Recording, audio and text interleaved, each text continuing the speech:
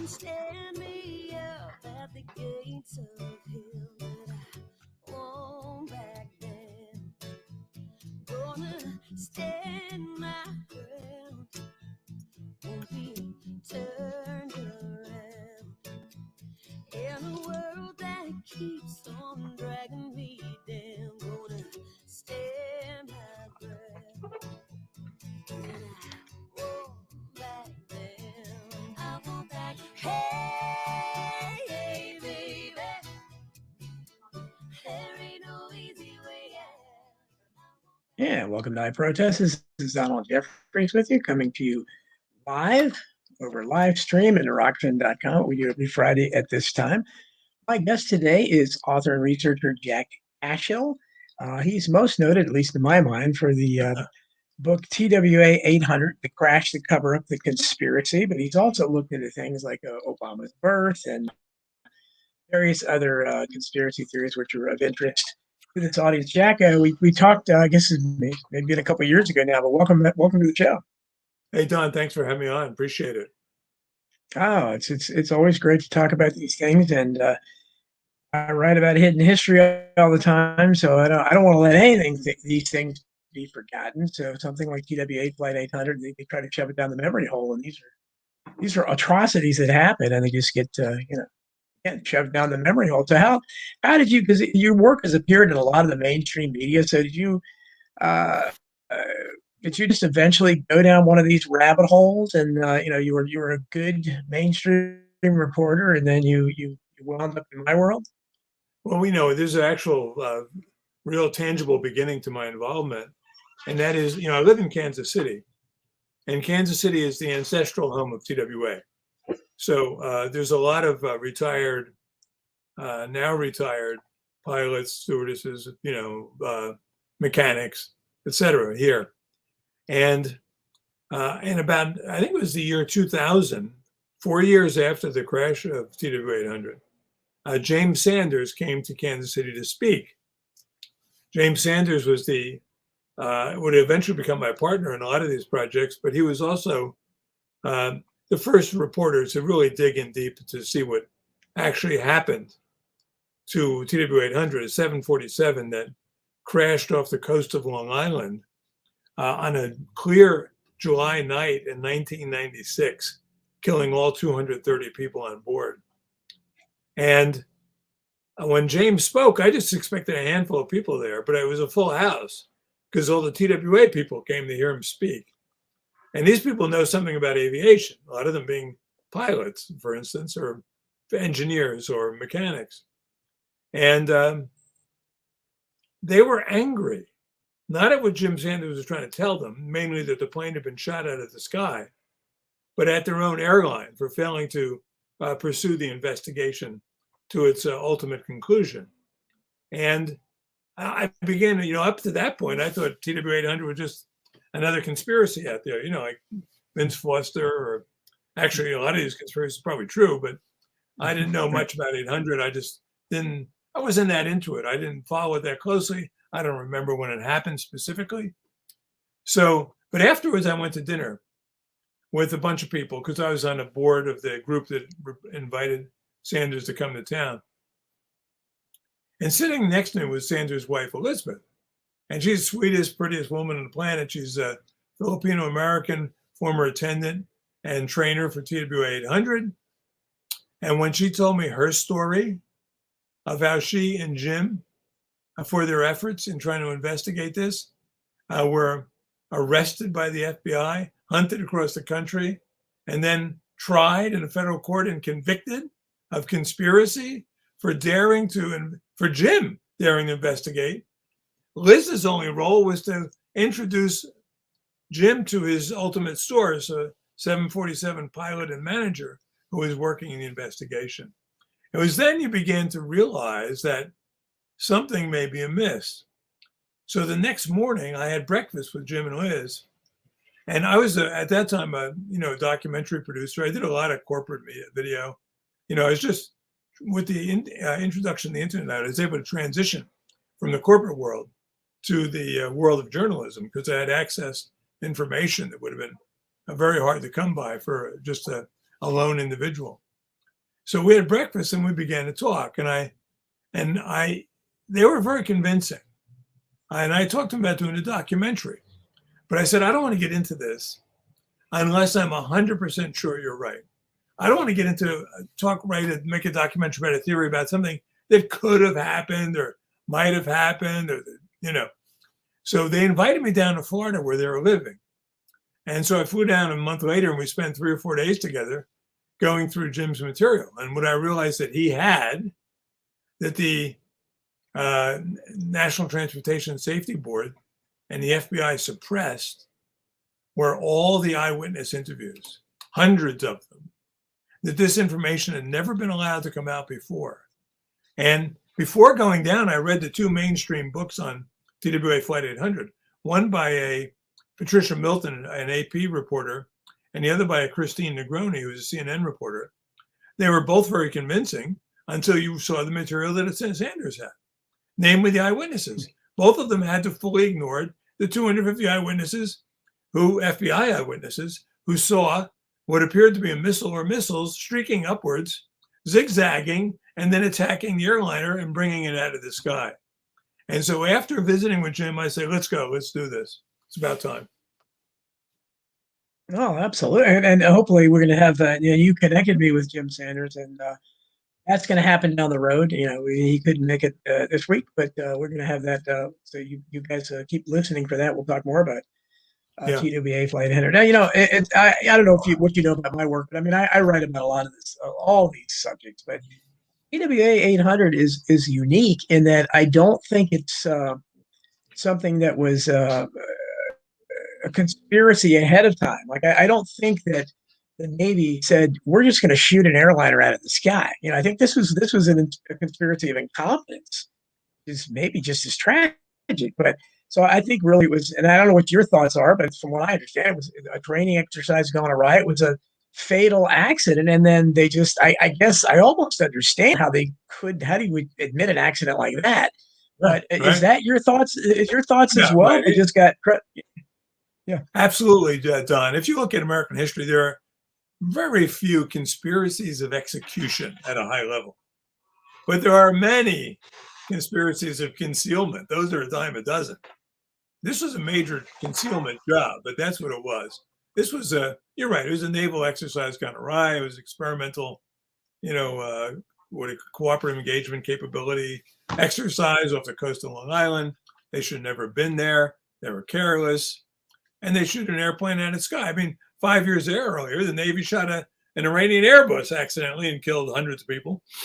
And they do what the Navy does. They hide and then they hand out medals. It's just like, that's been doing that since John Paul Jones. I mean, this is an Admiral Farragut. That's the Navy practice. And they, with the Iranian Airbus, they finally fessed up to it, but grudgingly and slowly. Yeah, but, I mean, well, they don't like it. Yeah, in this case, they're not. I mean, and they ended up destroying not only Jim Sanders, but Pierre Salinger's career was ruined. Oh, they destroyed Pierre Salinger, Jim Sanders, and they made life difficult for a whole lot of people who were trying to tell the truth.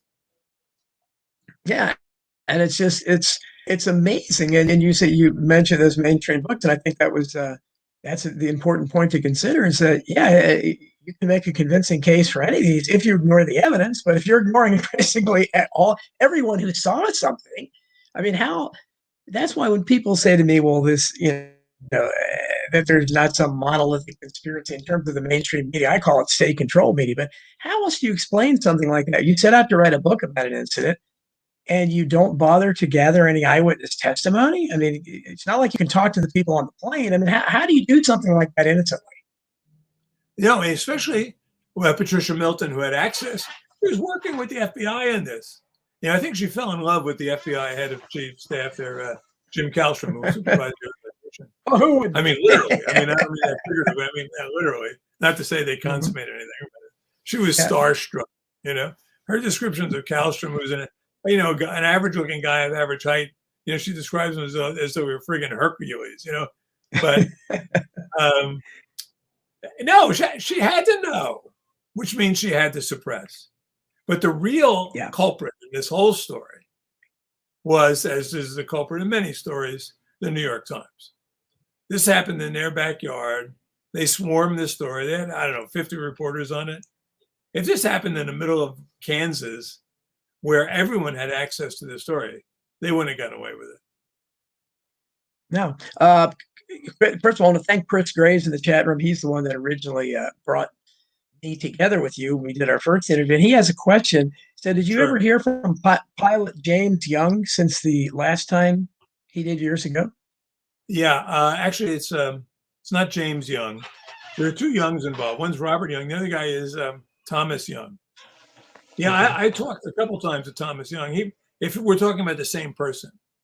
In fact, Yeah. we were engaged in a joint exercise with the Judicial Watch, because what Young's experience was, he was a 747 pilot for a charter airline at the time, and he had also been a Boeing engineer, worked at Boeing as an engineer working on missiles, right? So he knew something about what he was talking about. Although they yanked the actual eyewitness video that went up the first night for maybe an hour, I don't know how long, from American TV, in his Hong Kong hospital bed where he was recovering from back surgery, he saw that video 100 times. His wife was there with him. They just ran it over and over again on Hong Kong TV. So about a year or two ago, Young and I and Bill Marshall of Judicial Watch set out to, we identified a Judicial Watch retired intelligence official in Hong Kong, and tried to find the video, but we were unsuccessful. So I'm not sure. Chris is also asking. He's talking about there's another, the other missile videos, like the CNN one that the late Bill Cooper ran and had a whole article about. Did you know it? Is there some other video or videos out there? Well, the other video that was released, which was, and there's a story here too. I'm not sure that we're all on the same page talking about the same video, but this one was critical because Jim Sanders and I had been working on a second book. And what happened was that just out of the blue, the FBI sent him this video. And he was convinced it was the original video of the missile being sent, launched and the plane being shot down. The one that ever sent everyone scurrying on the night of July 17th, and the FBI confiscating videotapes and whatnot from MSNBC and elsewhere. He was very keen on it. And he even withdrew from the project we were working on because he wanted to concentrate on his video. His agent said, "No, this is your video, Jim. Run with this." Well, so then he sends a copy for me to look at after a while. And I looked at it, and I did some more research. I said, "Jim, I hate to break your heart, but this isn't the video. This is the video." I said, "It has value. It's the video taken from July 12th. And it wasn't at dusk, it was at dawn. So it was hard, the only way I was able to tell the two apart was to check the position of the moon on that day. There is a program online that allows you to do that. And the video was shot by some amateurs off the coast of Long Island. And what they showed was a test taking place over the south of Long Island in the Atlantic. And what the test shows, or appears to show, is a missile striking a drone.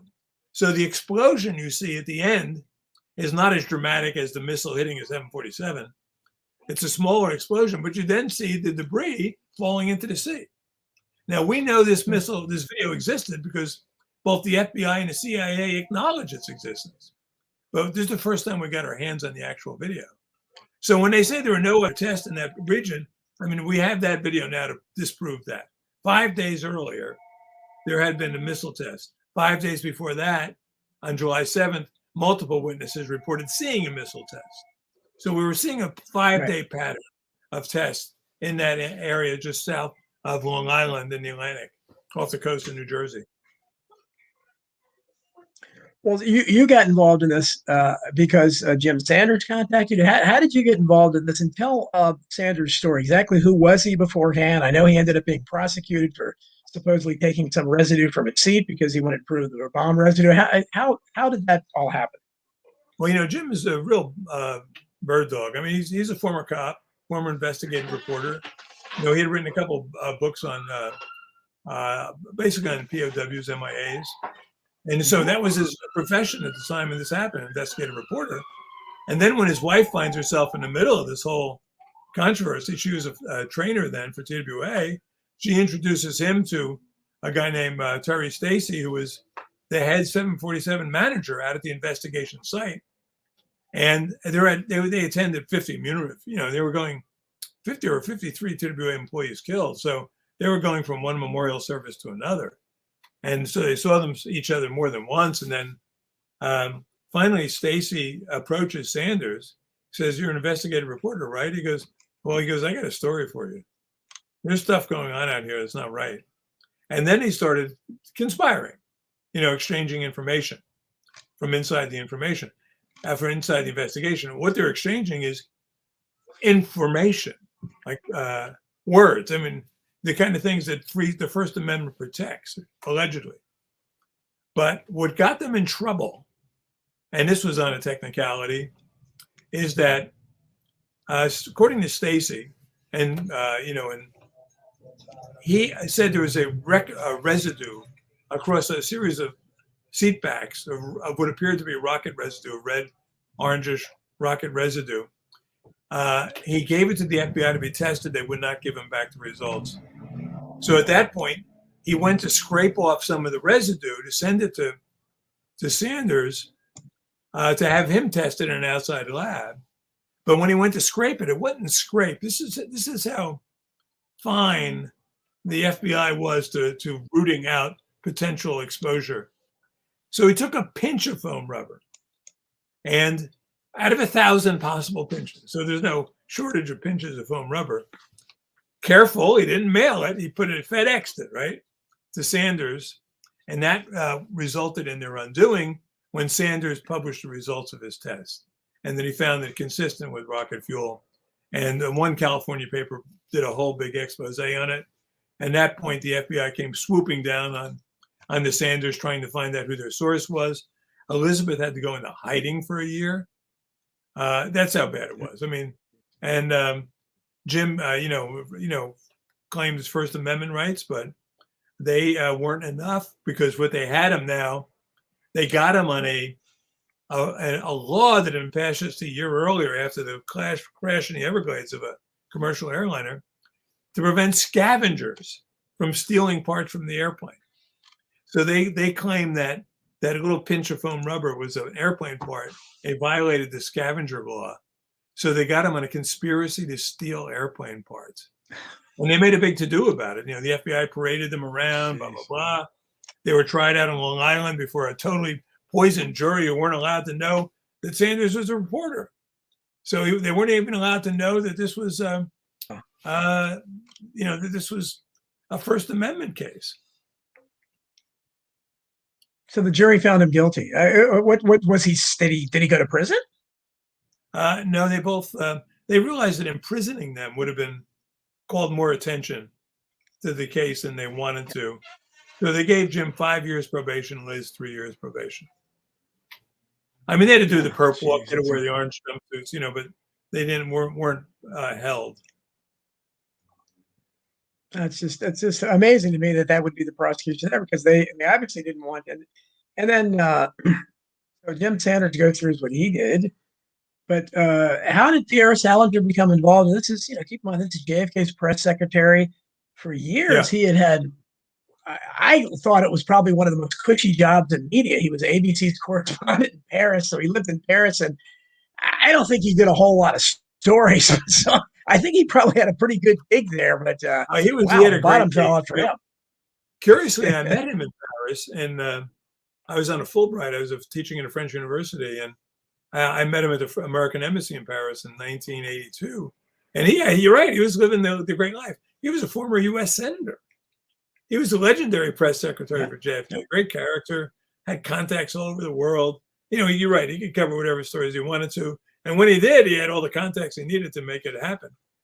There's a funny story involved here, and I'll work into it. But so what happens is, good Democrat that he is, Salinger has sources in both France and America. The plane was going to Paris, by the way, so the French lost a lot of their citizens. They're not happy about this. he waits, a good Democrat that he is, he waits until the day after the 1996 election, which played a key role in this understanding what happened here. And he holds a press conference in Cannes on the French Riviera. And he goes through his data and documentation. He lays out the case for a naval misfire. Excuse me, I'm going to adjust my seat here. And and then the New York Times and hopped on him immediately as a conspiracy theorist. Within just that month of November, they ran 4 separate articles ridiculing him as a nut, And this is a guy who had an impeccable, 40-year career in the public life. And now he's just being reduced to a comic caricature by the New York Times and the FBI, fueling that fire. They humiliated him and ridiculed him. And then they made up reasons why his information was nonsensical. We saw this repeated in 2020 with anyone claiming there was election fraud, right? And you were immediately a fool. You just didn't know what you're talking about. Conspiracy theorists, blah, blah, blah. So that happens to Salinger. Now I'm going to fast forward. And by the way, when that happened to Salinger, I can't tell you how many people I talked to in the investigation who said to me, if you saw what they did to Salinger, you can imagine what they could do to me, right? That was the silence. That shut people up. You say, well, why didn't someone come forward? Well, if you're Pierre Salinger and you get humiliated and have your career ruined, can you imagine if you're Sailor 235 on some submarine, So I'm going to fast forward a bunch of years. In 2016, my book comes out, TW 800, The Crash to Cover Up the Conspiracy. Before the election of 2016, seeing Jim Kallstrom on TV, the head of the FBI investigation, a Trump supporter and a Clinton hater, going on Fox almost night after night talking about this, not 800, but talking about, is how much what scumbags the Clintons were. I keep getting emails from family members of victims saying, it drives me crazy when I see him on TV talking, because he knows the truth. If he told the truth, he could bring the Clintons down. It was on their watch and under their direction that this whole thing was silenced. And so I got his address and sent him a registered letter explaining what the family members told me and what he should do before the election, right? Well, to avoid the election, I went to France, for a couple of weeks just to avoid all that. I live in a Democratic neighborhood. I don't want to be around that. If Hillary won, I don't want to hear horns beeping. I don't want to hate my neighbors, so I just left the country for a few weeks. And I remember this so well. I'm sitting out overlooking the Mediterranean on a bench at about 6 o'clock in the evening, and I get a call on my cell phone, and it says Connecticut, right? So I pick it up. Hello, Jack Cashill. Yeah. What the hell? Blah, blah, blah. I heard he was a profane bully. Reputation. Yeah. Just cursing F-bomb this, F-bomb that, F-bomb that. Blah, blah, really? blah, blah, blah. I get him to calm down a little bit. I say, hey, we're on the same side in this election. You've got the power to change the outcome, And then he said, what are you trying to tell me, that terrorists took out this airplane? He just sounded like he didn't know anything. I said, no, I'm not trying to tell you that. I said, I hate to break it to you. And I hate to, I hate to be the bearer of bad news. But, and I came to this conclusion reluctantly, I said, but it was our Navy that took out the plane. And then here's where it gets kind of funny. He goes, you sound just like that effing Pierre Salinger. He held a press conference on the effing Riviera, right? And I'm thinking, thank God I didn't tell him where I was. I'm on the Riviera. Speaking of conspiracies, you would have gone to his grave thinking there was a great French conspiracy to humiliate him. Yeah. He did go to his grave, by the way, last year, unrepentant and, without having, no deathbed confession. So. Yeah, and as you noted, he became kind of a regular talking head on Fox, which is he was. Yeah. So he was outspoken Clinton critic. Yeah. But anyway, that is, he reminds me of people like Bill O'Reilly and people like that, even Rush Limbaugh, where they would not go into the body count and things. I don't think you're going to. I doubt very seriously you ever talked about Vince Foster or anything like that. You would just kind of do generic. But the same thing with Obama, which you have some experience with because you have looked into the Obama birth certificate too, as well, right? Where some of these critics will go up to a certain point, but they won't go there. And of course, Trump, famously, after raising the issue or being right in the middle of it, while he was president, made that dramatic announcement that Barack Obama was born in the U.S. What did you think of that, and what was your involvement in that? Well, I wasn't involved in a birth certificate. I was involved in something a little more specific, which I proved. Okay. But it also taught me what happens to an individual who has firsthand information. And what I do a lot of ghostwriting, a lot of editing, book doctoring, etc. I've probably done 30 or 40 books of people you've heard of, many of them, most of them.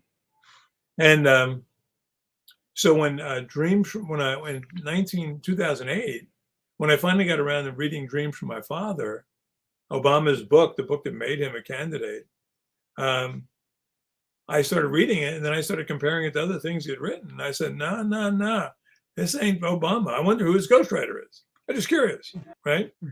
I figured he had some left-wing poet or something. The book is very lyrical. And then I was investigating another thread. That is, I wondered whether Bill Ayers, the unrepentant terrorist, and Barack Obama had known each other in New York. So I got a hold of Bill Ayers' memoir, Fugitive Days, and bingo, man. I said, when I realized it was Bill Ayers, I said, this is almost too much information. I'd have been better off just finding some left-wing quack, then the media would talk to me about it. But finding out that Bill Ayers was the book doctor on Barack Obama's Dreams from My Father put a lie to everything Obama had been saying about his relationship to Ayers. Also, it would dim the star of his literary genius, because I knew he couldn't write that book on his own. Ayers is a really gifted writer and editor.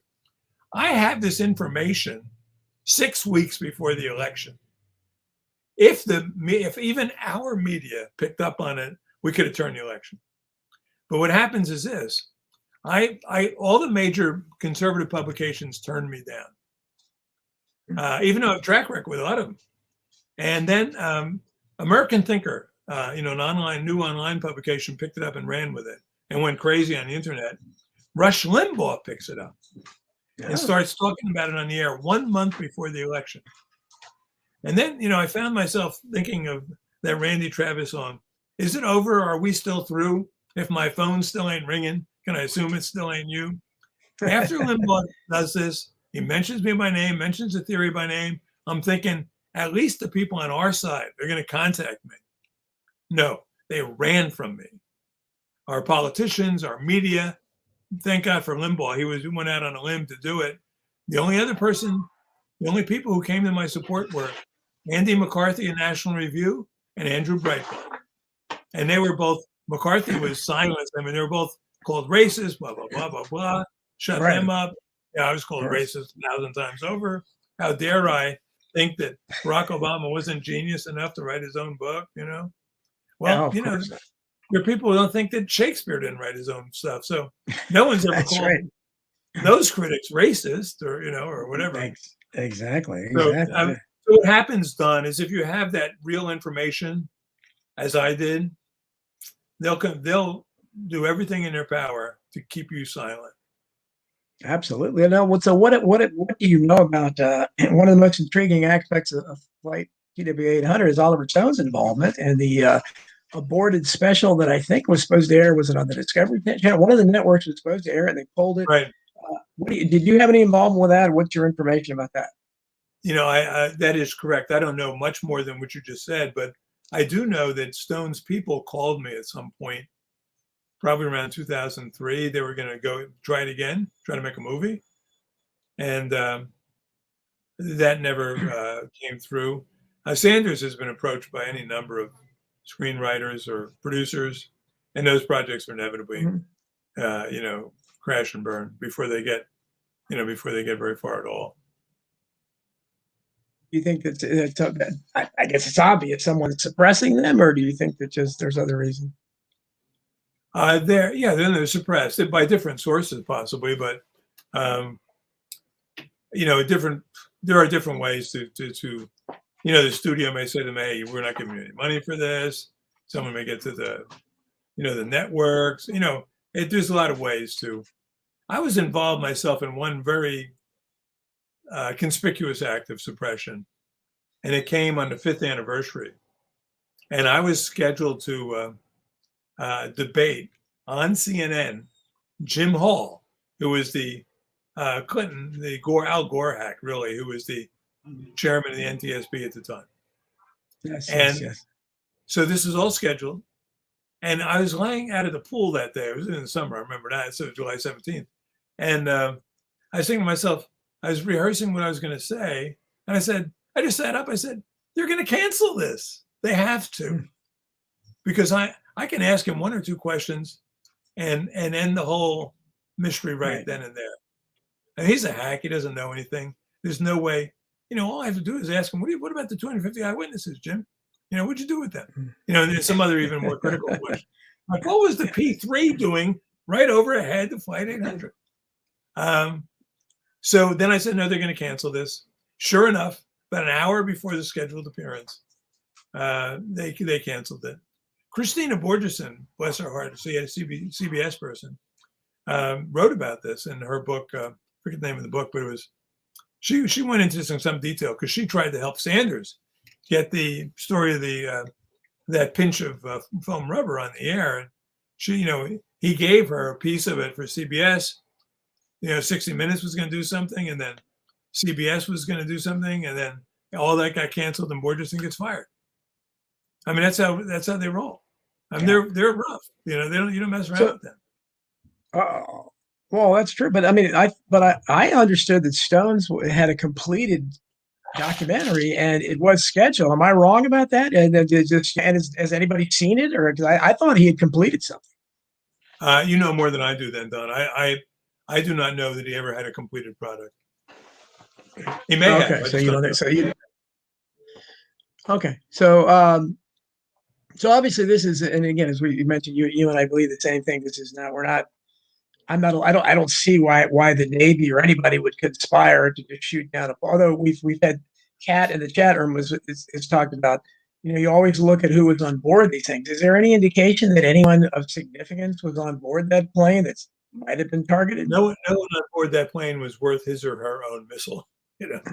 That's okay. Yeah, right. That's whole idea. So, I mean, in the airport or something. Yeah, I just, but I mean, the cover up would be the same either way, because this is, I mean, you can almost understand how do you possibly go past that kind of public relations disaster? Oops, we get sloppy and we throw. I mean, there's no way they can explain that, even if they can find some lackey to blame it on. I mean, the public's not going to accept that, and the families would imagine although I don't know, maybe they got lawsuits anyhow, I'm sure, but. Imagine the damage is there, and I want to ask you about the families in a second. But what's your thought on that? Well, here's the critical understanding that makes sense out of all of this, and it was a divisive one because a lot of the initial investigators were not conservatives. They were scientists and stuff who were liberal, and they did not want to go to the obvious reason why this cover-up succeeded. And that is that the White House gave its stamp of approval. Clinton, if you recall, was running for re-election, desperate re-election bid. He was, in the 94 that they lost control of both seats. They lost Congress the first time in 40 years. I mean, they didn't want him to rerun. That was how bad it was. But he raised gazillion dollars out of China, a great unreported story, and was able to claw back into the race, running against Bob Dole, who was already kind of inanimate object. Yeah, exactly. And so he got back into the race. It looked like he could win unless something catastrophic happened. And I tell the story in my book about, Clinton was a golf fan, and he's the only golfer on the PGA Tour who liked him. The PGA Tour is very Republican. Was Greg Norman out of Australia. They were buddies. In fact, if you recall, this is really getting into the weeds here, but it was at Greg Norman's house that Clinton blew out his knee. You know, Yes, I remember that. Yeah, yeah, story behind that too. I don't want to get into that. yeah. But that year, Norman took a 7-stroke lead into the final round of the Masters and blew it. Yes, I remember. I remember it well. Yeah, Nick Faldo. Yeah. So what? Right after that, it's in April. Clinton would go around to all of his key staff and say, "Do not know Greg Norman. No Greg Norman. No Greg Norman. We have a lead. We cannot blow this election." Right. And then on July 17th, 1996, he hits a quadruple bogey, or the equivalent. And yeah. now they're looking, if the truth comes out, either way, either that it was an exercise gone wrong, or there's no good explanation. So they did, basically, the White House did. First of all, they brought the CIA in on day one. That I proved in my most recent book, TW 800. That was information I didn't have, Jim and I didn't have, a dozen years earlier when we were writing about this. They brought him in on day one, and their job was to suppress the story on day one. This is all documented. CIA brags about it. They gave themselves medals for this. And so this was coming out of the White House. It was being coordinated out of the White House. They did not want this story out. And then they got the New York Times on board. That's all you needed. CIA, New York Times, story's over. And like Barack Obama in Benghazi in September in 2012, we had almost a direct parallel. You look like you win the election, then you have a Greg Norman incident in September. They just wanted to kick the can down the road past November. Any old story would do as long as they get it past November. I don't think the Clintons ever thought they'd get away with it. When you look at the cover-up, it's totally improvised. It's total BS. There wasn't a serious aviator in America who ever believed the concocted jury-rigged story they came up with of an internal fuel tank explosion that blows the nose off the plane and the plane turns upright. It looks like a rocket, blah, blah, blah, confuses the people on land. No one believed that. Everyone knew it was nonsense. You're saying there were 250 witnesses that saw. They all claim to have seen the missile heading for the plane, right? Was that 250 people that saw it? It's some phase of it. Something like 96 witnesses tracked the object from the horizon all the way up to the plane. And I've read all the eyewitness statements. Yeah. And when you read them, there's no mistaking what they're seeing. And a lot of these are being written by military people, by sailors, fishermen, people who have a good idea of what they're seeing out at sea. They're not just nut jobs, on some drunken nut job on a deck in Long Island. There's a few of those, but they saw stuff too. Well, how many witnesses have you spoken to? Personally, I don't know. I've read all of their witness reports, both the CIA versions and the NTSB versions and the FBI versions. Yeah. I've spoken to personally probably 20. Okay, Chris Buchanan in the chat room is pointing out the CIA made the video. Isn't that the allegation? The CIA video that right? The CIA did the video animation that was released in November '97. The FBI presented it just one time, showed it just one time. They got a few media outlets to flack for it, most notably NBC and Newsweek. No discussion, show it once. Okay, case closed. Let's put this to bed. FBI wraps up its criminal investigation. Well, you got people that know about you in the chat. There's a couple of questions. So the first one is, what do you know about the $50,000 bidding war over the missile videotape that MSNB won? The bidders are witnesses and need to come forward. And then someone is saying that you wrote an article about the weirdness behind Sandy Hook. What are your thoughts on that now? So 2 questions for you. Okay, I have nothing. I don't know anything about Sandy Hook. I never wrote an article about it. But what happened was on the bidding war, though. MSNBC came on air July 15th, 1997, right? So when word of this video existed, this was a coup for them. MSNBC came on air as some sort of relatively neutral, it was the second big news cable news outlet. Here's what I know. I have to tell this in a story to put it in context, but I was at the time, after the Flight 800, Jim and I were negotiating with a major New York distributor, because he and I made the video together called Silence, to distribute this. And he thought that BBC would be a natural. And he was a high-end guy, not political at all. In fact, he's, left New York, And he called me one day and said, this is in the summer of 2001. He said, you never believe the conversation I just had. I said, no, tell me. He goes, I'm in the process of hiring a new tech director. And this guy I'm recruiting from MSNBC tells me, and I mentioned TW800. And he tells me, he says, I saw the video. And he thought he meant our video, the video of Silence that Sanders and I made. He goes, no. I saw the original video. He goes, I was there that night on July 17th. We showed it, We bought it, showed it.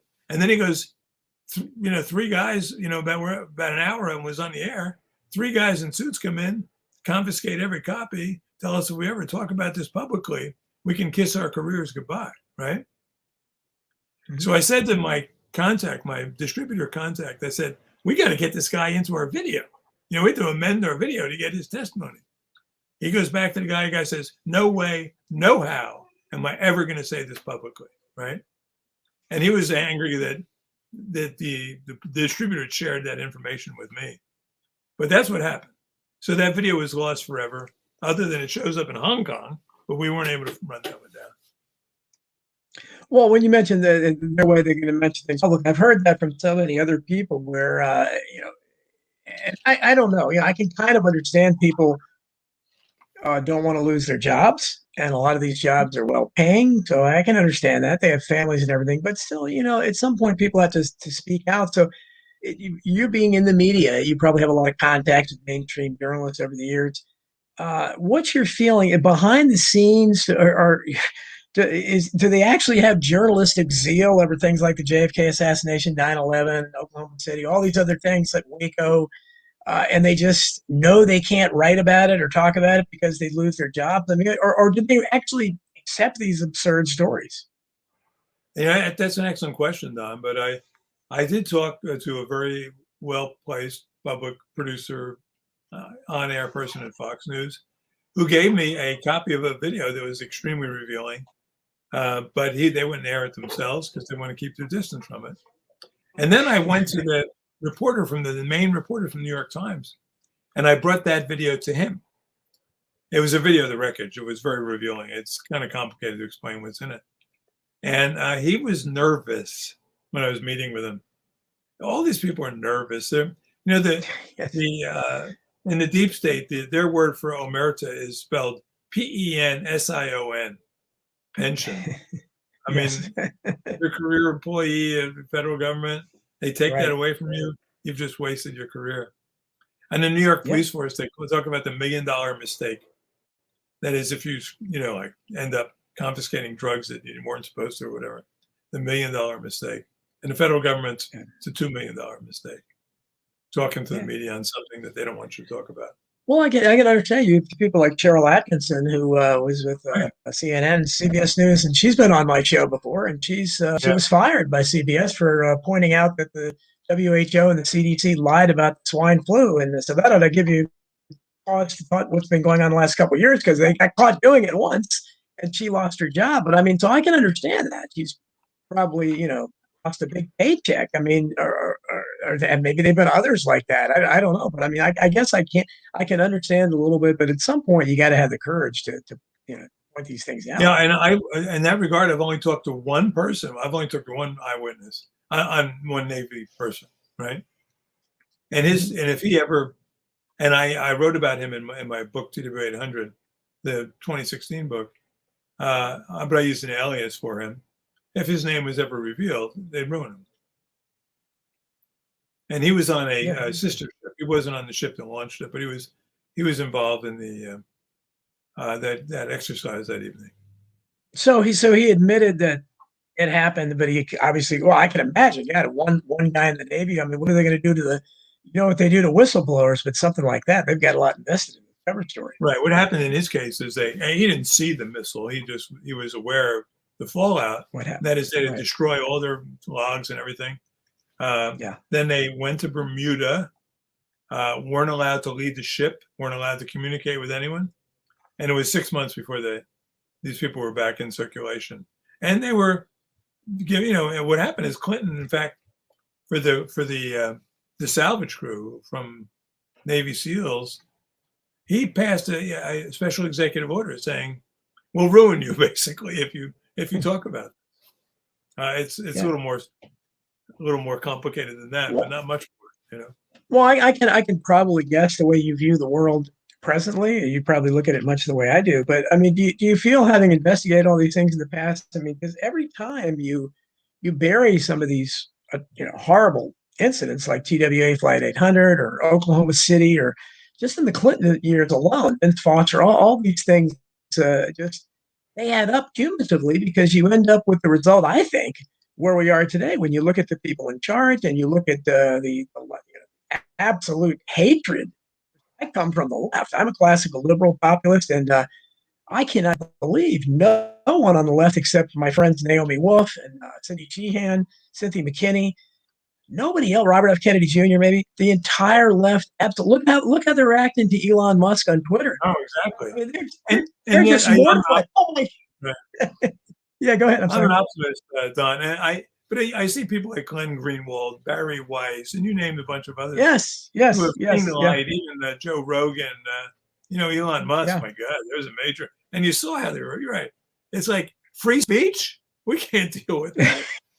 Now, from a selfish perspective, these people have given me a career. Why am I the one? Yeah. Why am I the principal custodian of TW 800 story? Why was I allowed to break the authorship story about Trump and about Ayers and Obama? That Trump, by the way, repeated publicly when the birther thing came up. He also talked about the authorship issue. They wouldn't touch that. They went after him on the birther stuff because that was lost to history, but they wouldn't touch him on the authorship stuff. Because I talked to what's his name, Michael Cohen, before that all broke. No, it's so I got a career. I'd rather at some point be recognized, for what I've done and discovered. But in the meantime, I'm a little too hot even for conservative media, certain conservative media, because they're reluctant to. And I've stayed away from, Well, I don't write anything I can't prove. I don't speculate. If I do speculate, I qualify it as a speculation. I've never written anything. I've never been sued. All the books I've written, all the articles.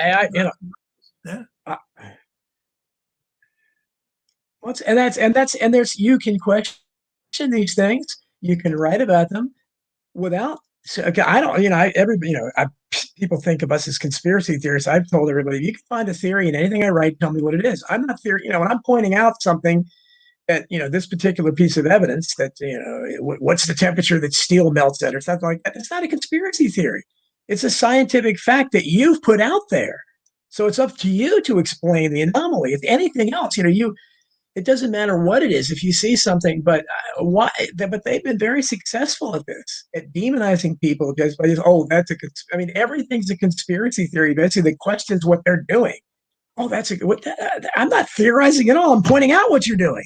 I'm an observer. Yeah, right. I'm with you. I personally, I don't believe that 9/11 was an inside job. And Alex Jones didn't want to talk to me after that, but I'm willing to debate it. Let's get the information out there. Let's talk about it. Don't write off someone because he has information you don't have. Exactly, and that's the point. Is that I will talk to anybody too, but you have to, and that's why I've seen Elon Musk. I think is he's friends with the same group, and he's so wealthy. It's hard to trust anybody with that kind of money, but still, if he restores free speech to one of the social media platforms, that's a good thing. So all my friends in the conspiracy go, oh, what about okay, I understand that, but if he does return free speech and makes it more open, that's a good thing, right? You have to look for what people are doing. If they do, if Bill Clinton came out tomorrow and came up with something that I would say, okay, yeah, you've been a career criminal, but okay, you did something right. You got to credit people where it's due.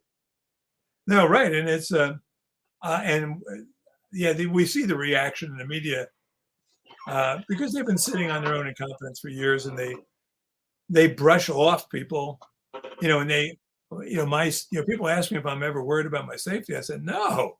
And they said, why? I said, the last thing they want to do is to call attention to someone like me when they can just ignore me, Right. Right. Exactly. And James There's Sanders power. case, firsthand information. That's when you get that's when you're vulnerable. Well, Sanders is in the position of so many other people that did not make it. So and his wife is still alive too, right? They both still living? Yeah, they're doing fine. Yeah.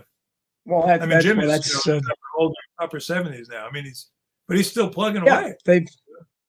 They beat the odds. And my hat's off to him, because a lot of that's what I write about, is how many of these people don't tend to have long life expectancies when they come forward, or they challenge the narrative. So where are you at now?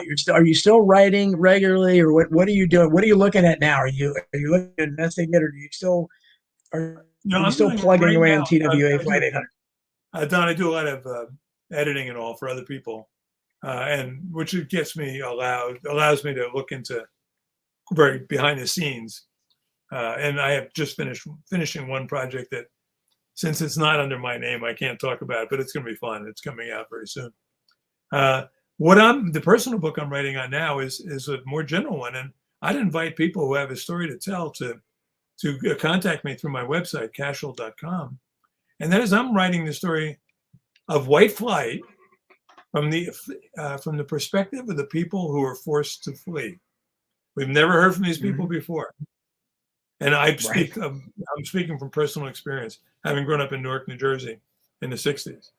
That story has been so dramatically and flagrantly mistold. It amazes me that they've gotten away with it so long. So I want firsthand accounts of people who went through what we went through. Yeah, that's a great notion. But that's the problem, is in the culture where we have now, and I think it's war pretty much, it's been lost. But that side is never the other side, the side of the whites especially that would flee. It's just attributed to ignorance, prejudice, bigotry, racism, and now why would you do this instead? Okay, what were they thinking? Something had to light a fire there. Did something happen maybe? And I think that's, if you start hearing about that, then it kind of, okay, maybe there's another side to the story. But you're right, there's nobody presenting. What do you think of Tucker Carlson? I was in New Jersey last weekend. I was visiting with old friends and other people from my old neighborhood. Our neighborhood doesn't exist. Hasn't existed for 50 years. We're all scattered. But and this guy's a good liberal Democrat, and his wife is there with him. She's even more liberal than he is. And I said to him, finally, why did you leave? Why did your family leave? And he's searching for a word, and he said, it became untenable. And I said, what does untenable mean? How would you translate untenable? He said, when your mother gets mugged for the second time, when your home gets invaded for the second time, it's untenable. That's what we're talking about. Yeah. Well, we've reached the heights of lunacy. Did you see? I guess it was last month that a young black guy who shot and killed. It's undeniably shot and killed an old white guy, and I think it was Florida, sitting in a truck.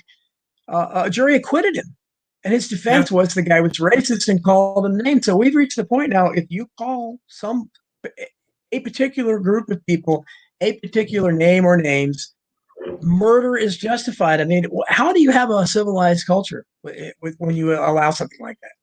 Well, worse than that is you don't even have to call the name, because you're going to be accused of calling that name. That is the standard defense now, right? Right. Oh, he called me the N-word. How many? Right.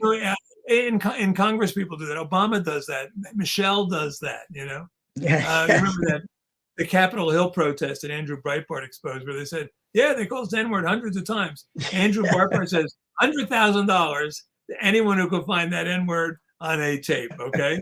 And everyone had cameras and phones then, right? No. Yeah. It's a bad. That's one of the major areas of truth telling. It's a Of major course. area of conscious disinformation. And Flight at Breitbart became a narrower. Breitbart becomes a very prominent entry in the Obama body count by dropping dead at a young age on the street. And the mortician, I think, died out of. I mean, these are the things that fascinate me. And you investigate them, and there's just too much there. Sure, some of it could be coincidence, but way too much. He dies. Yeah. I had the pleasure, or actually the opportunity to investigate the Breitbart death just recently. You're right. He's 43 years old. He drops dead of a heart attack on a Los Angeles street. The coroner, and this wasn't the main coroner, he's the tech. 6 weeks later, here's what's undeniable. Yeah. He dies of arsenic poisoning. That much is undeniable. I don't know why Breitbart died. He could have, oversized heart. Who knows? But this guy dies of arsenic poisoning. It makes you a little suspicious. It makes you want to ask the question. Sure, and if you look at these things,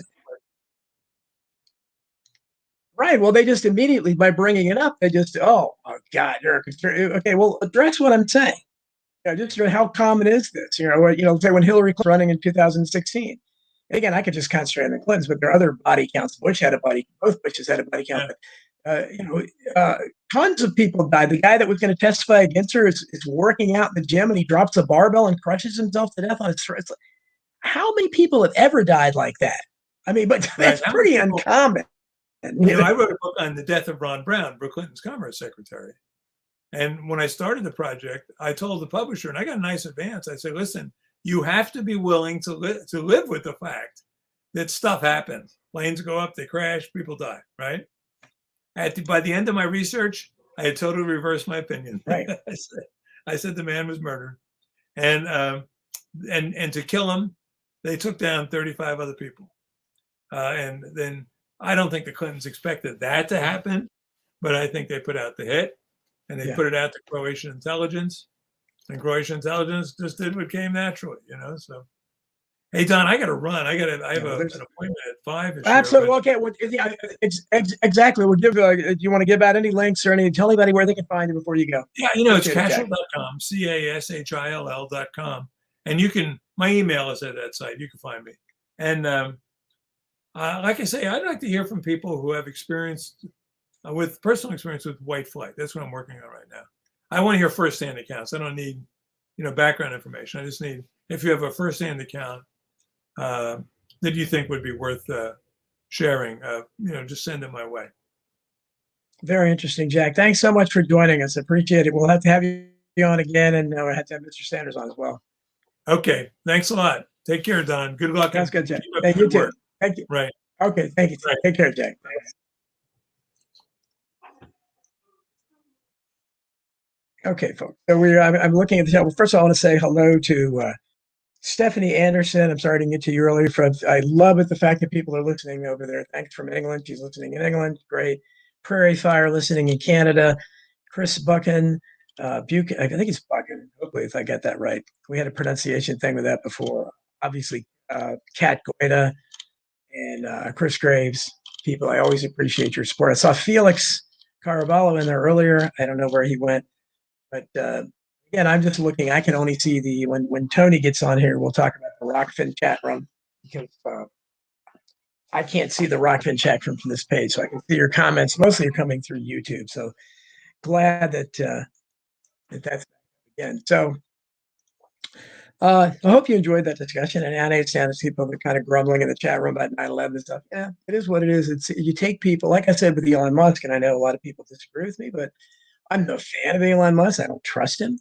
But if any loosening at all, because you want things trending in the right direction. So if any of the social media giants, it starts to trend in that way, so it starts opening up and they let more and more people on, they let you say more and more stuff, that's a good thing. So, and you have to take little baby steps. When John F. Kennedy, in one of his, just full of wisdom, because he was so well read and he knew the classics and everything. And he I think when he signed the nuclear test ban treaty, which was a nice little first step. But as he said at the time, the old Chinese proverb is that journey of 1,000 miles starts with a single. He said, let us, let history record that on this day, we took the first step. That's a brilliant way to look at it. So if Twitter opens up at all, then it's a baby step. But those steps add up. It's kind of like the tiny ripples of hope thing that you guys have heard me say many, many times from Robert F. Kennedy. If you enough tiny ripples of hope conceivably could eventually cause a tidal wave that can wash away the mightiest walls of oppression and injustice. But anyhow, so that's that's one bit of, and there's I don't talk about good news very often here because there usually isn't any good news. But this week or this week and last week there was at least 3 pieces of good news. One is Elon Musk getting Twitter. Like I said, I think that's good news.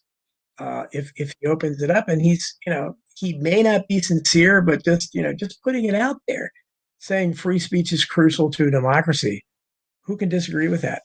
Now we'll see if that's the case, or if he has a hand in it and say, well, you can't say that, whatever. But hopefully he won't. But at some point, things are so restricted now, and people are being banned just for questioning vaccines and questioning the election. So things like that, ban people for that.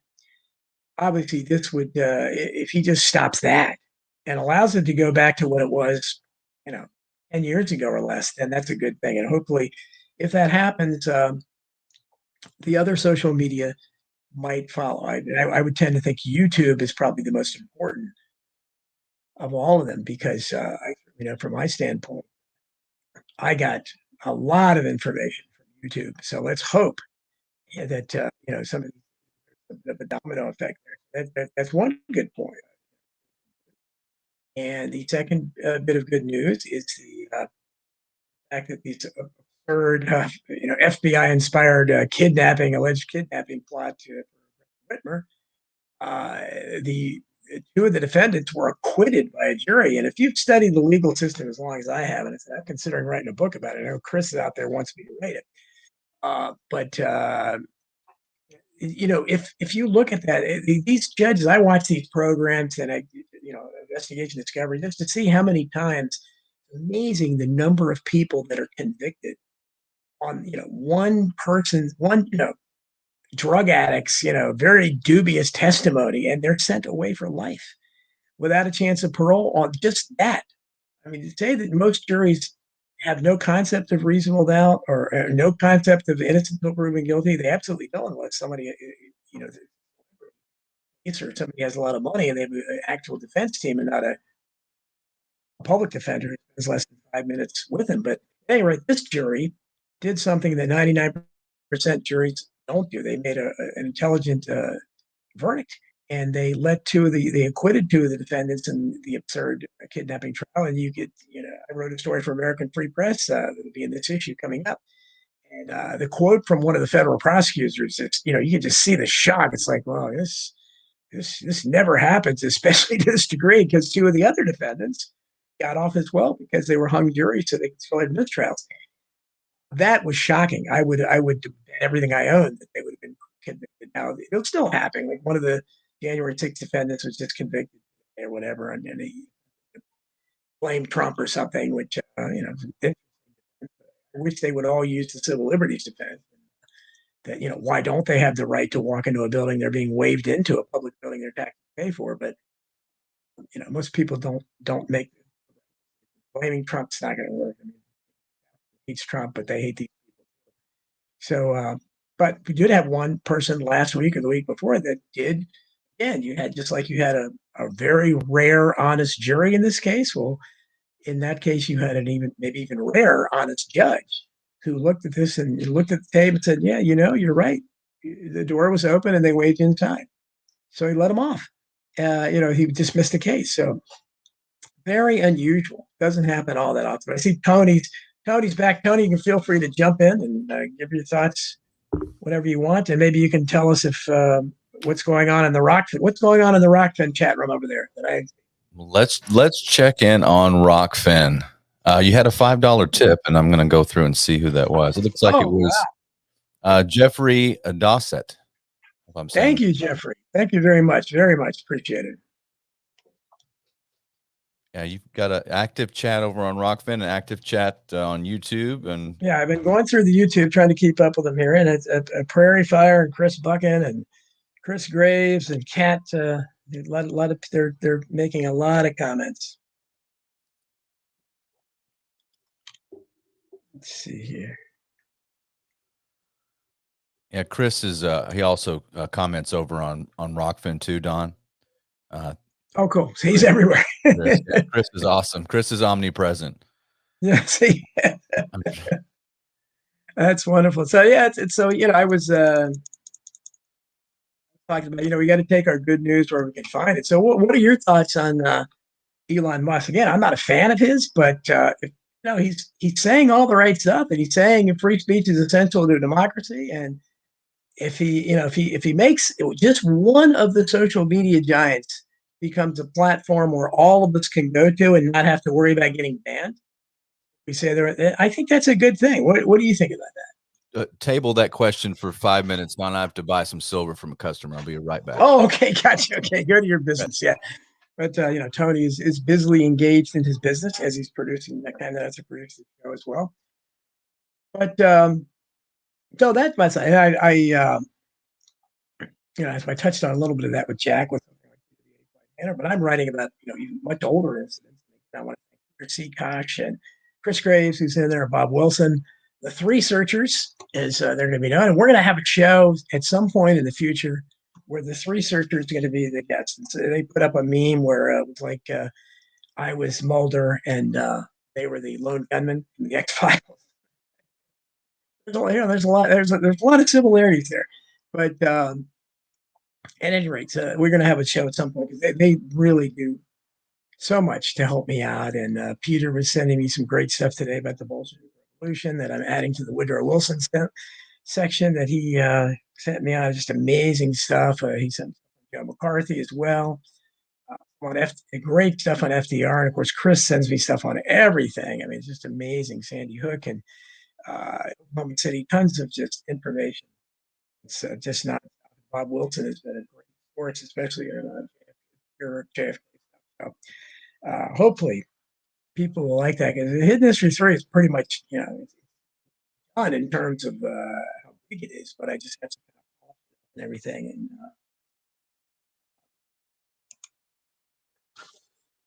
and get it ready for, into the publisher. And hopefully Skyhorse will go for it. We'll see. In the meantime, I hope you guys are out there checking. I really appreciate the support here.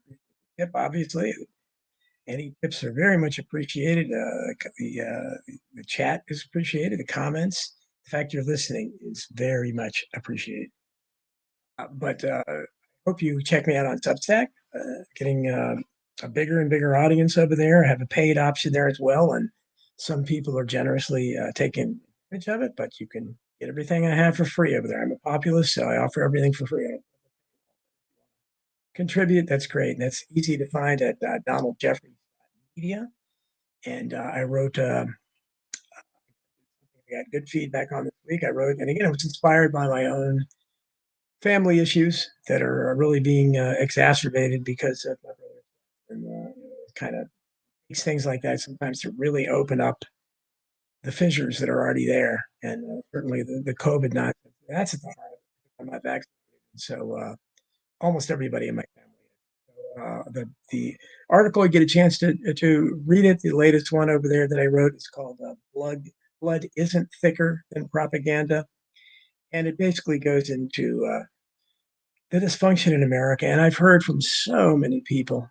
I've got back so many, these fans, I don't know, I'm sure some of you guys out there can chime in on the chat room, but there doesn't seem to be any family that people, once you get to know people and they feel comfortable enough to you, and a lot of people that read my work feel comfortable enough to open up to me because I'm opening up about myself. Talk about the dysfunction in their family. It's amazing the number of parents that are ostracized from their adult children, siblings ostracized from each other, grandparents, whatever, the entire cousins. The divide is very real. It's grown into a Grand Canyon-sized gulf. At this point, Trump started.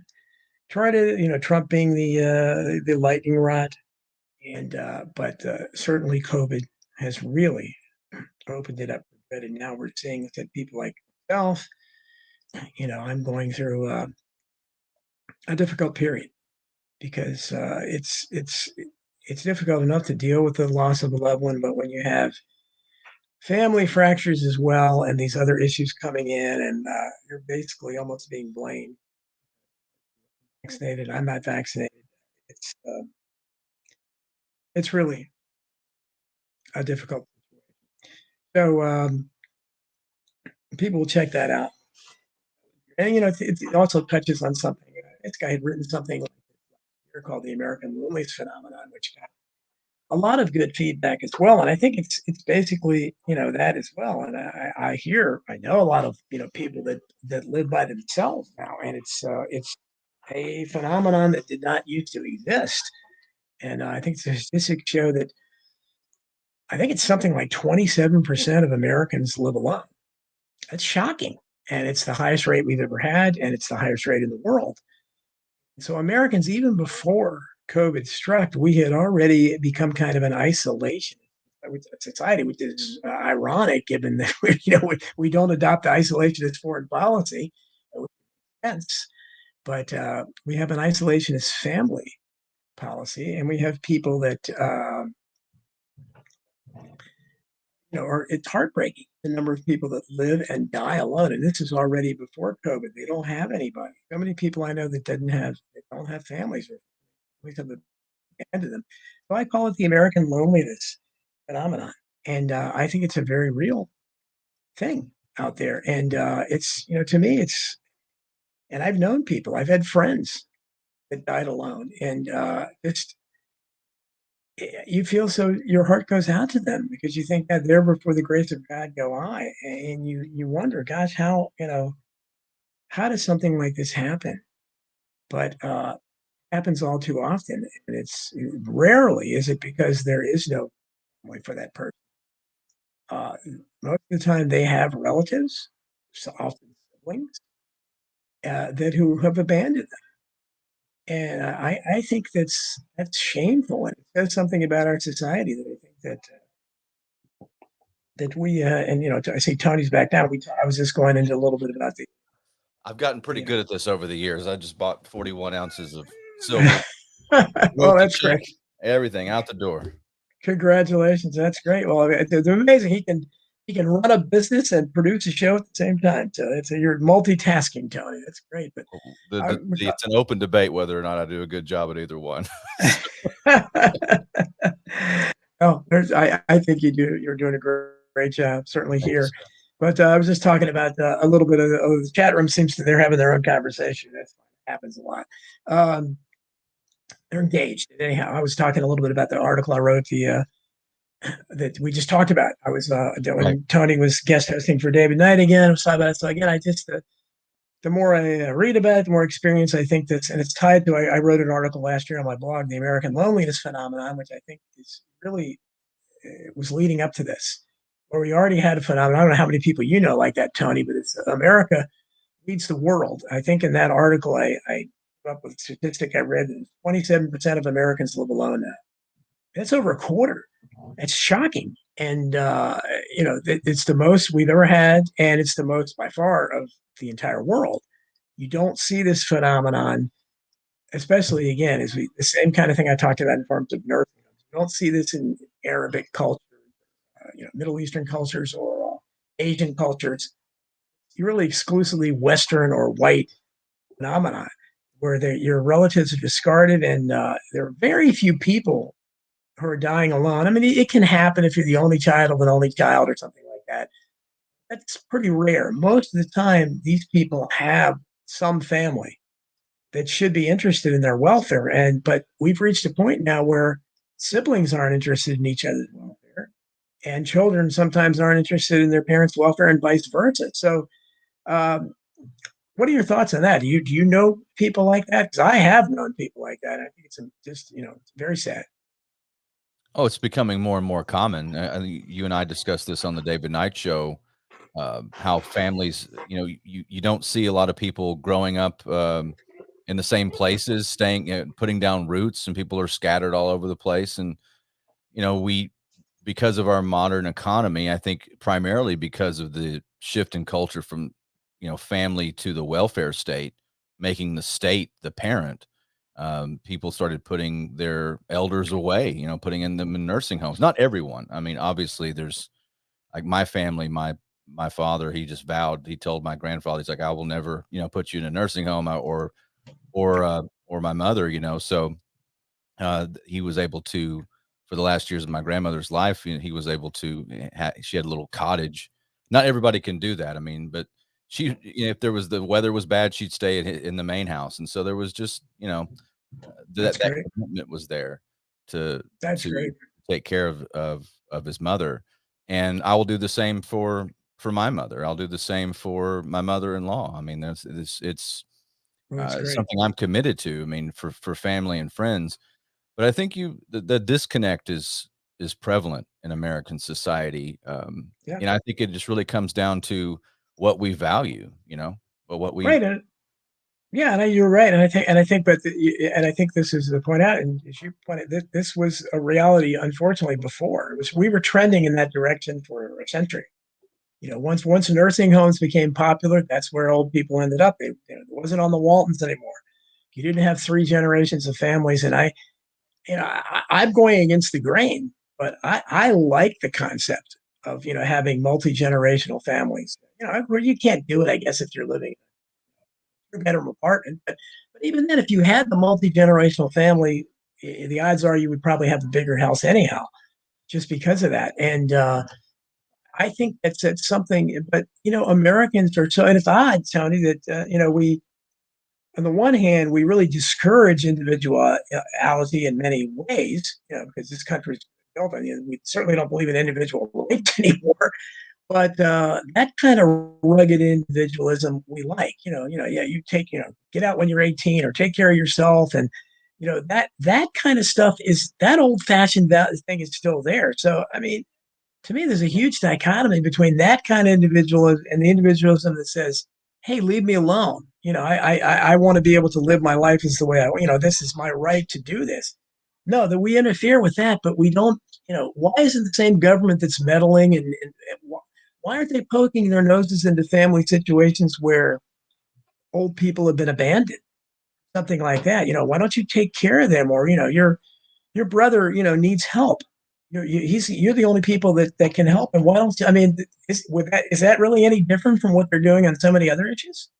Well, they want you alone like the wolf wants the lamb on its own. Yeah, Not for your benefit, not for that rugged individualism. They want you separated from your family. And remember, at the end of the day, all cultural Marxism is, if you look at since the 1930s, since the implementation of the Frankfurt School, it's an acid, it's a destructive force, and it's all meant to tear apart what we consider the family unit. And of course, you hear that a lot in feminism. You hear the destroy the patriarchy, it's interesting too, because we're getting to like peak Marxism and clown world, where you can be a man and compete in women's sports, yes, and the feminists are silent. And the man, there was a man that's woman of the year. I mean, my wife talks about this because my wife is kind of like you, she's more of a classical liberal.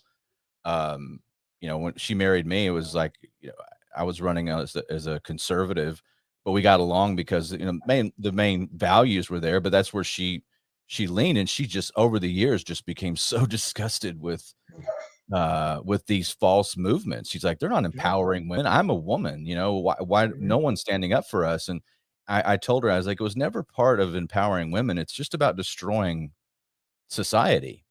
It's not about empowering. If they were true to form, they'd be sticking up for, like, look at those ladies that are, swimmers and track stars. And I mean, all these people that are working so hard, and then a biological male comes in, and it's just like South Park does it great with right. Macho Man Randy Savage.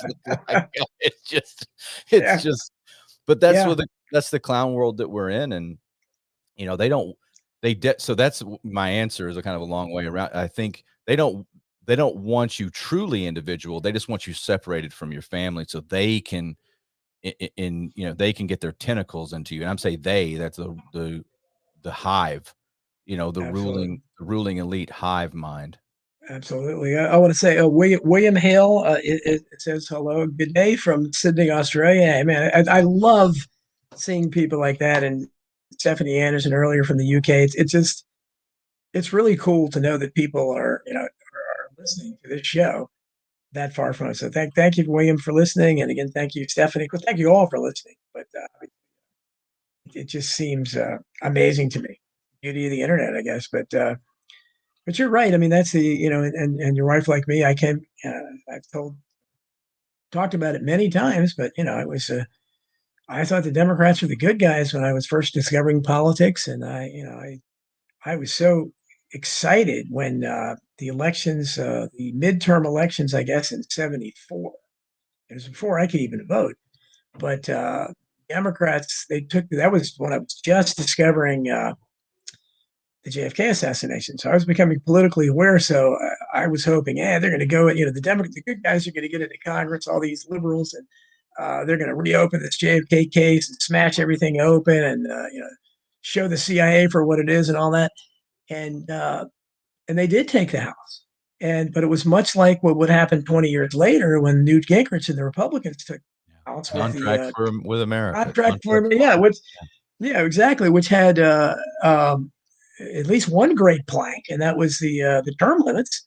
But not much came out of that. And the only thing that came out of the Democrats taking the House back then in '74, the only thing radical that came was one of the few good pieces of legislation that's been passed in my lifetime, the Freedom of Information Act. And even that has been difficult because the agencies still fight, and you have to work really hard most of the time to get it. But at least it was good. And the Republicans, that you might know more about this, Tony, but the one good thing that came out of that, and I don't know if it lasted, but I didn't even know at that time, they did end some of the perks congressmen enjoyed. And one of the things they enjoyed, and it's just, most people would never know this, but until that time, and I don't know if they rescinded it, they might have, Congress and their staffs were completely above all laws, including civil rights laws. Right. So if you're a congressperson up to 94 or whatever it was, you could literally say, I don't want any non-whites on my staff. I don't want any females. I don't want any handicap, whatever. You could hire who you wanted, and there was nothing they could do because you were above all those laws as a congressperson. Now, they did pass something the Republicans said, and I know at least for a while it was other. Do you know anything about that? Whether that was ever rescinded? Because if that really held, then that was one great thing that came out of it. I'm not totally familiar. I've heard that, but I've never actually looked in to see. I don't. To me, that entire era was an error. I mean, they wasted it on impeachment, Don. If you remember, they did the same. They did the typical partisan nonsense. They really had so much momentum with the House under Newt, and of course that's when you got Ron Paul for the second time. He caught that wave, the Contract for America, all that. Mm-hmm. Yeah. They wasted it on partisan garbage and impeachment. Well, especially what they impeached him for, because they ignored all of the real scandals. They ignored Whitewater. They ignored the boys on the tracks and Vince Foster and all the body count, Hillary's cattle chairs and Filegate, all these things Oklahoma City, definitely that. And there were so many. Waco, obviously. Waco. If anything was an impeachable, Waco is one of the great impeachable offenses of all time. Yes. They brushed all that under the rug. And then for whatever, and again, who was front and center in that? Someone like a young Lindsey Graham. He was right. Was he one of the House managers? Oh. And this guy's not going to look into Vince Foster or Waco. And so they go after him on something stupid that they knew would be made fun of.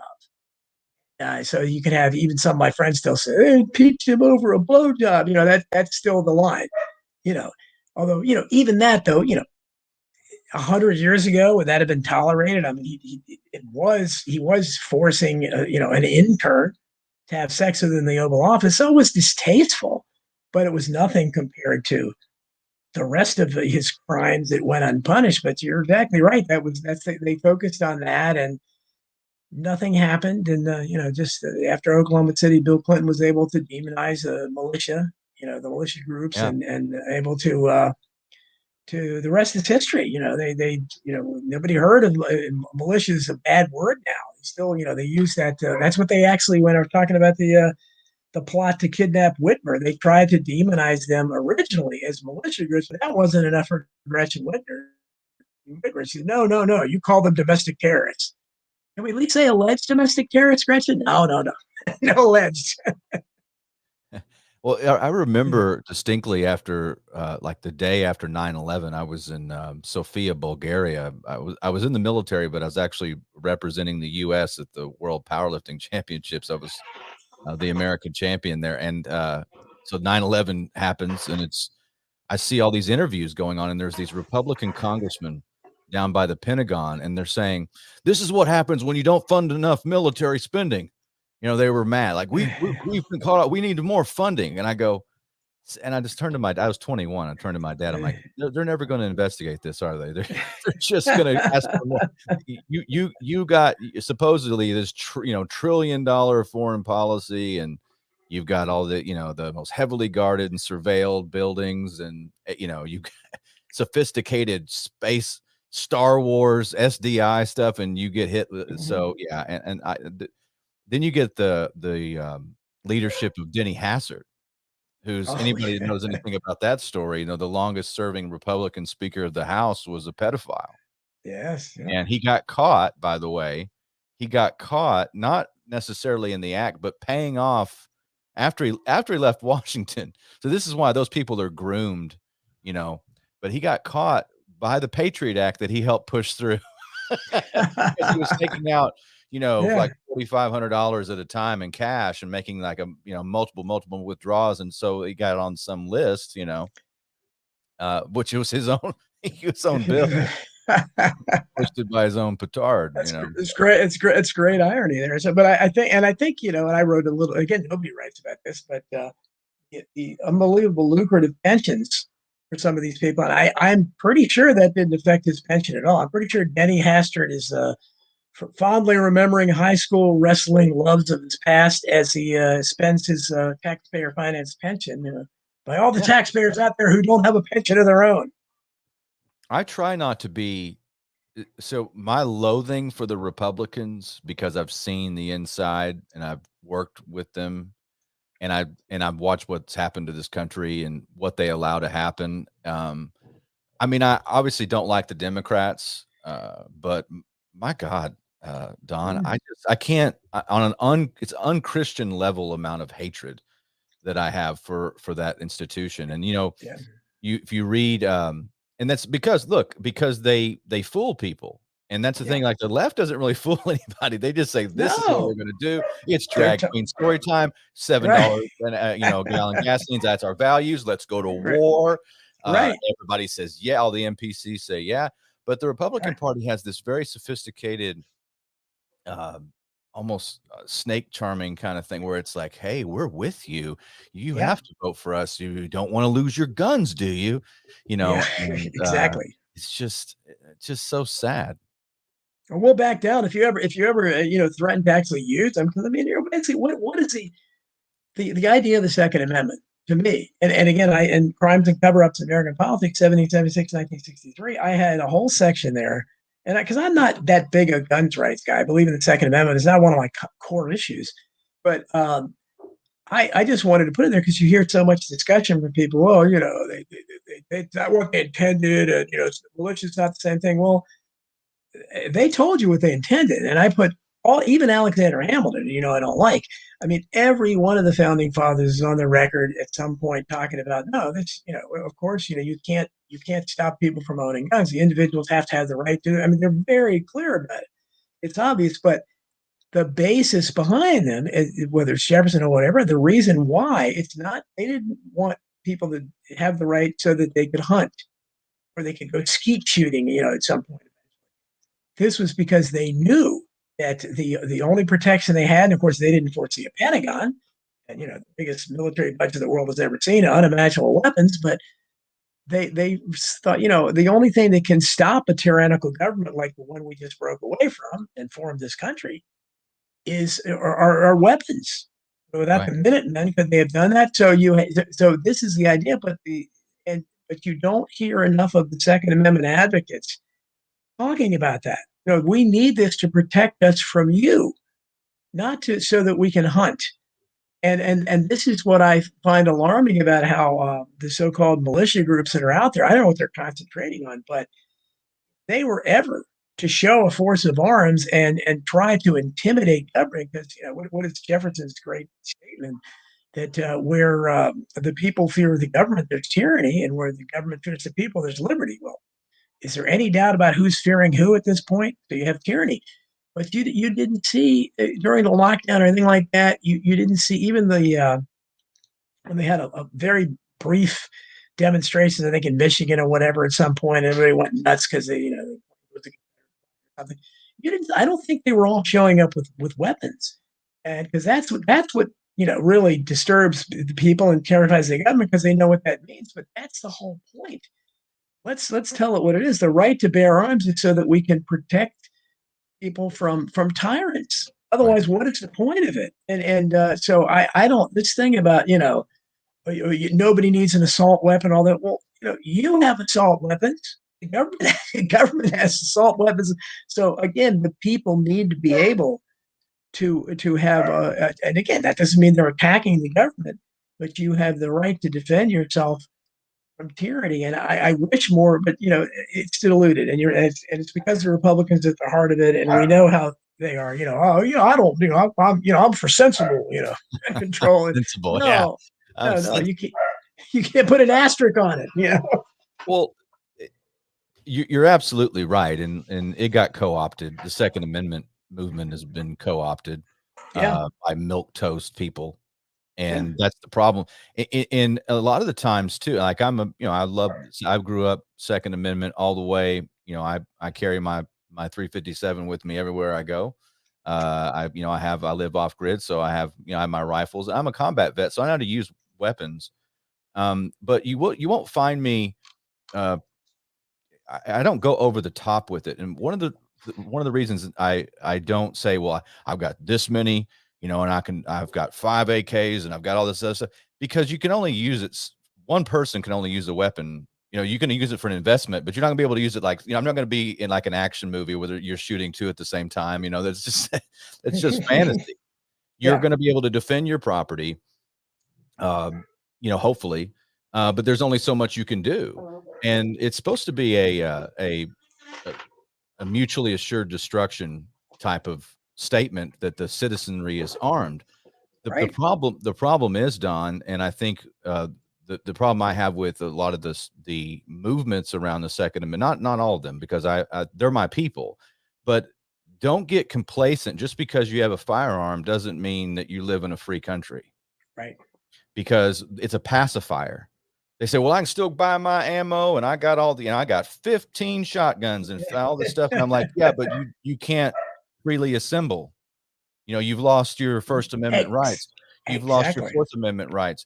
Your government is out of control. It's taking you to war, and without your permission, it's devaluing your currency. It's putting people in prison indefinitely without a trial. Are you at a free? So basically, because you've got that gun, but you feel, but they don't fear you, because they know exactly what they're.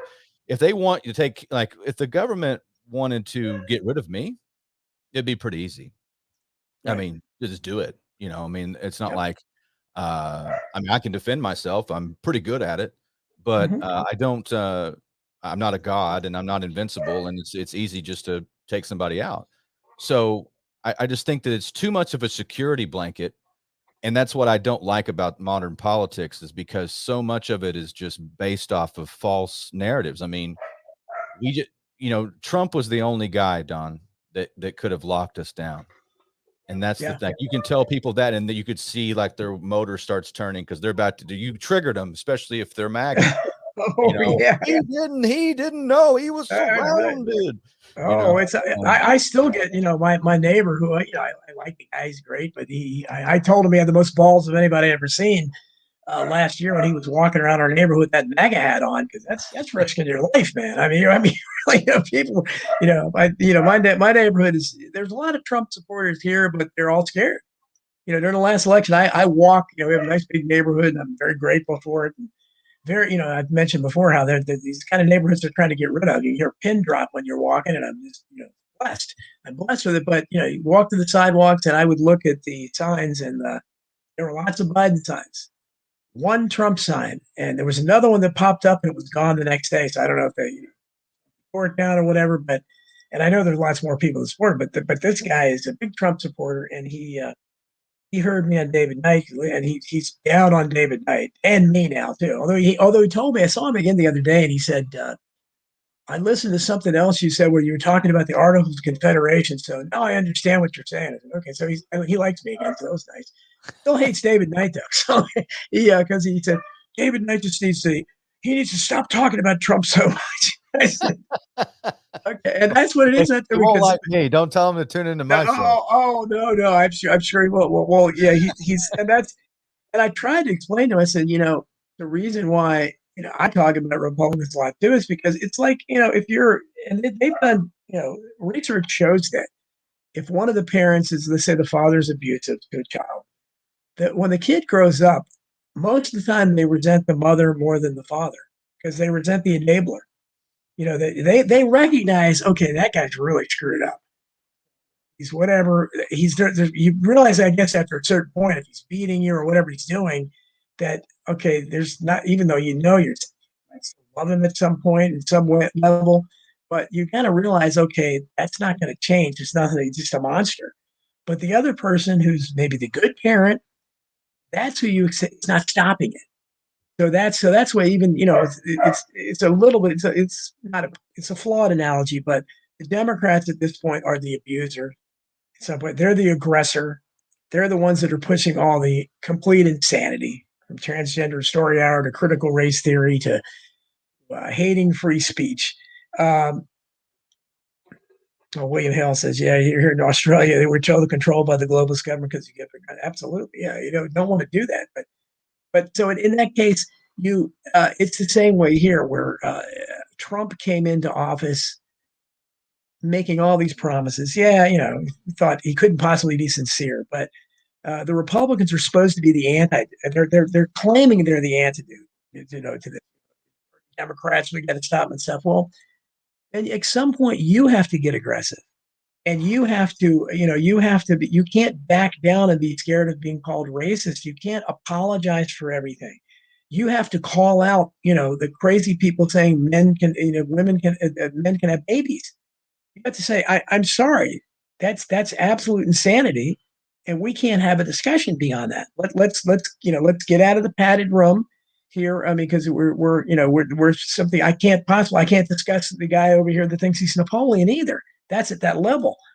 But they don't do that. They entertain it. And they had the same thing with racism. When we say somebody, the black kid I mentioned in the first hour that shot and killed the white racist truck driver who was murdered because he said something bad, allegedly. You can't do that. Just as we saw during 2020 when Trump was in the White House, the Republicans still controlled, I think, the Senate. They did nothing. They sat down. Trump and the Republicans sat down while statues all over the country of historical figures were desecrated, torn down. Trump finally, belatedly, he must have been an Andrew Jackson fan or something, because he finally reacted when they were going to tear down Andrew Jackson. And but that was it. They had already torn down a bunch of things, including, ironically, I think Frederick Douglass and Gandhi. It's like they were just tearing down every statue they had. And but where were the Republicans? Took down statues of Lincoln. Exactly. And Lincoln, they should love him. God, if you read some history, you would understand this is the guy you should worship. Okay? They were just tearing down to tear down. I mean, yeah, that's all that was about. It's just trying to destroy history. And you're right. They just look. I'll give you an example of the GOP's failures. Is they have great taglines and they have great propaganda, but like you look at Greg Abbott in Texas, governor. Mm-hmm.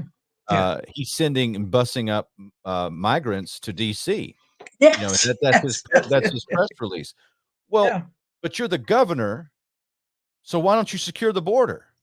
Why are Exactly. you so see that's what Republican so he Right. just raised a bunch of money, I'm sure, and they're like, look at what we're doing. We're gonna drop him off Uh, right in Joe Biden's front yard. And I'm like, but he didn't secure the border. no, and they're But still in this he has the country. power to do that. Like he can call in up the National Guard. He could And, do that, right? And of course, and somebody like Greg Abbott at the beginning of the scamdemic, he gave a $300 million to some shell corporation out in Frisco, Texas, to do contact tracing. And then yeah. a year later, he's like, I'm going to build a wall and we're going to spend $200 million. And I'm like, wait Oh a minute, yeah. wait a minute. So it's just, again, it's so much. And that's my thing is, don't misunderstand me on the firearms. I'll die for my Second Amendment. What I'm telling you is don't be complacent thinking just because you have that Right. you're free, because they're taking everything else. They're going to wait for that last, Oh, and absolutely. yeah. So Well, I don't know if you noticed, Tucker Carlson was showing video of them coming to Washington and getting off the bus. And I don't think, and he didn't comment on it, but it's somebody again who still unfortunately follows sports to some degree because it's habits my entire life, even though I recognize it for the corrupt cesspool it is, but I still, I'm familiar with the NFL draft and what they do at the draft. And especially since Roger Goodell became NFL commissioner, he wants to be one of the bros. So after every first round draft pick, he's there to shake their hand, and they all do this bro hug thing, where they it's just so stupid. Millionaires hugging each other, but uh, the guy outside, I don't know who he was. I think he was with immigration. Who else was he with? He was giving every one of the immigrants off the bus a bro hug. And it's like, they think this is the NFL draft. It's like, these are illegal immigrants who you're supposed to control. You're congratulating them. And as I understand now, they're giving them smartphones. Again, they don't want to give poor people in this country anything, but they're giving immigrants free well, smartphones. and people, this is documented fact. If you cross the border illegally, you don't have to wear a mask or get a jab. You know Yeah. why? Yes. Because those countries of origin don't have impediments to you suing pharmaceutical companies, so they don't push Yeah. the mandates for people crossing the border illegally because they once again they're not citizens. We don't have the right to sue the pharmaceutical No, companies, and no, I they don't want don't. to get No. a chance. I'm not going to say anything more about Yeah. Exactly. on YouTube, but you know what I mean. And Right. so I mean it's a slap in the face. I mean, they're just saying we can do this, and we're gonna, I call them weapons of mass immigration. This is Yeah. all weaponized people, like poor, and Well, those are poor people too. it is, but it's and if you looked at the immigrants, I couldn't help but notice. I mean, they were wearing like one of them had a Michael Jordan jersey on, the other one had another sports. They looked like they were wearing designer clothes, and they're coming from really poor areas. It's like wonder. I mean, are they manufacturing these people in a lab or what? I mean, it's like what? And then why are you hugging them? What? I mean. And again, Tucker Carlson wasn't even questioning that. I would say, you're watching the video. Why aren't you commenting on, and I would try to find out who that was and contact the authorities and say, why is he hugging the illegal immigrants when they get off the bus? What is this? I mean, it's like do they hug legal immigrants when they come in the country? I mean, I don't No, think so. I mean, no. what is the point of that? I mean, it was so bizarre. It's like, congratulations, keep up with the plan, but you're so right about Abbott. And that's a thing where he can hoodwink the Republicans in his state. So yeah, I would get rid of the They're easily fooled. illegals. They're easily. You just got to give them like a little blurb, a little talking point, a little sound bite, and they go, "Oh, he's a hero," And you're like, "But he didn't do his duty," And they're like, "Well, but he's surrounded," and that's kind of like the Trump thing. He's just surrounded. Everybody's surrounding him. They Oh can't. yeah. He Oh, didn't know. do you hear that? We'll probably talk about a lot of this tomorrow on America Unplugged, but it bears repeating. But Trump again,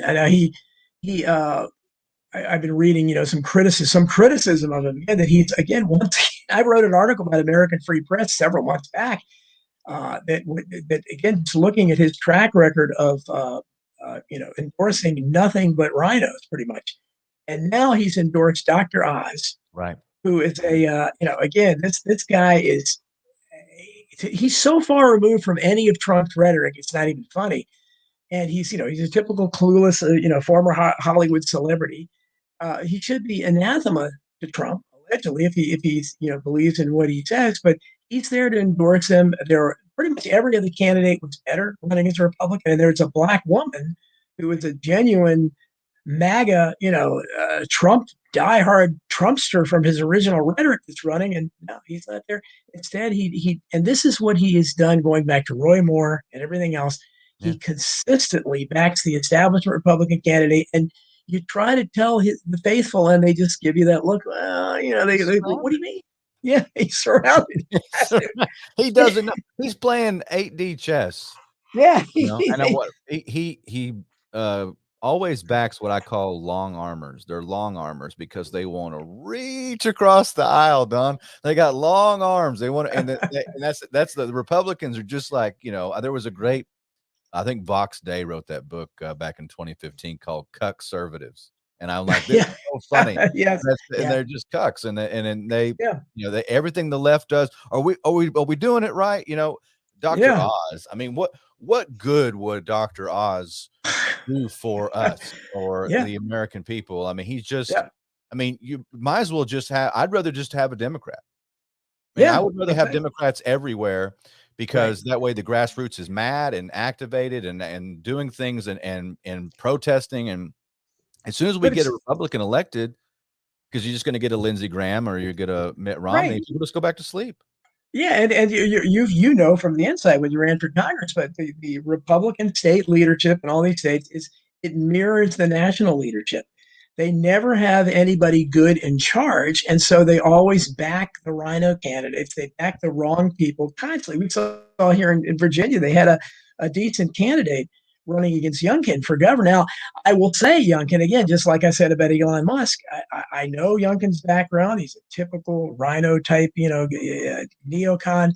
But so far, he has done what he said he would do in terms of mask mandates and critical race theory. He's been shockingly good so far on that. So you got to give people credit. David Knight says that all the time, and he's exactly right. When somebody did something right, you got to credit him for it.